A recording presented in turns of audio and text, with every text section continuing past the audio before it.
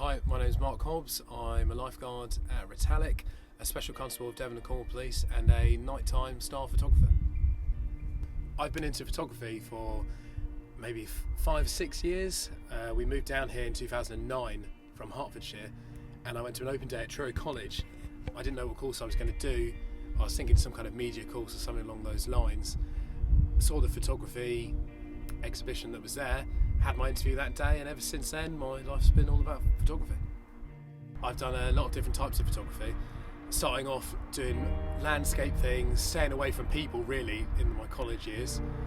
Onto uni, it was all focused around people because my confidence grew along with my photography, so it was models and documentaries and different things like that, different lifestyles, really focused on people.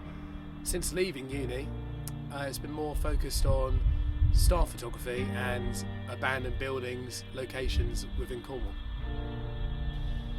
I enjoy the types of photography that I'm doing now, the star photography and the abandoned places or locations around Cornwall, because it feels like a challenge. I've been trying to master this star photography for over a year, and only within the last few months have felt reasonably confident in how to shoot, what I can shoot. There's an element of luck involved, almost like shooting with a film camera, and then there's a gap to development to then see the result, which I used to really like. With digital cameras, that's not really the case all the time. However, if you're going to sit in a field for 4.5 hours in the middle of the night, and you just get one photo at the end of it, there's an element of not necessarily luck, but getting all these things right to get a final result. So it's rewarding in that sense. There's also a physical challenge element to it. To be the person that can sit in the field for 4.5 hours during the night in the cold and getting to these locations and with torches in the darkness in the middle of nowhere.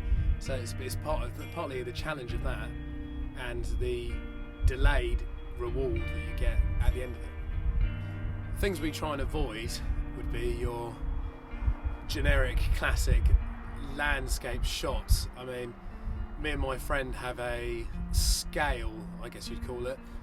We call it the Cornwall Today scale. We rate photos or ideas of photos out of 10, and if they're anything sort of over a 5, we don't shoot it.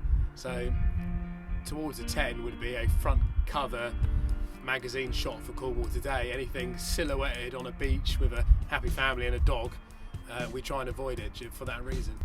When we first started off doing this nighttime photography, it was difficult to find locations that we wanted to shoot. It seems like living in Cornwall, you have to put a lot of research into finding these locations, but they are out there. In terms of locations that we've been to, there is a huge variety of locations in Cornwall, from abandoned places to Roche Rock to places where we want to shoot the stars. As we're trying to avoid the classic tin mine, beach shots, it can be hard to find good locations. I've been doing it for about 1.5 years now, and I would say that I'm kind of now again running out of locations like when I started. We're going to be moving. The only way we can find more locations now is to move into sort of Devon and maybe further up, unless we reshoot things we've already done.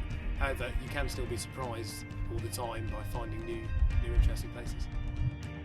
We never really get scared being in the middle of nowhere at night.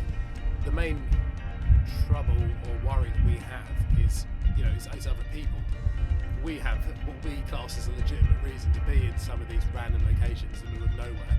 So to have someone else come up who's not a photographer, you wonder why they're there.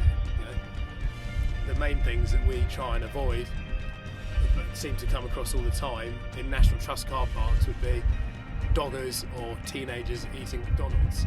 So they're the only two real worries in locations like this. In terms of the abandoned buildings and some of those places, again, you've got other issues with those. Possibly people living in there, or people using it for drug use or drinking in there. So that can be a bit more dodgy, especially in a motel location and places like that.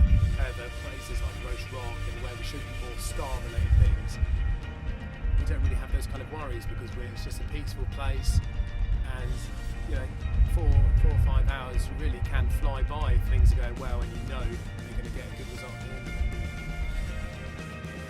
I love photography because I can use it to challenge myself and push myself. I can also use it to not only explore Cornwall and other areas, but to photograph and take a friend or someone with me and spend time with them. The actual taking of the picture is like an event and a memory. Not only will we have the photo at the end of it, but we'll have the stories around getting lost to try and find a place, walking through the darkness and the torches and being scared that people might turn up. It's all about the adventure. So I'd say the main thing I love about photography is the adventure.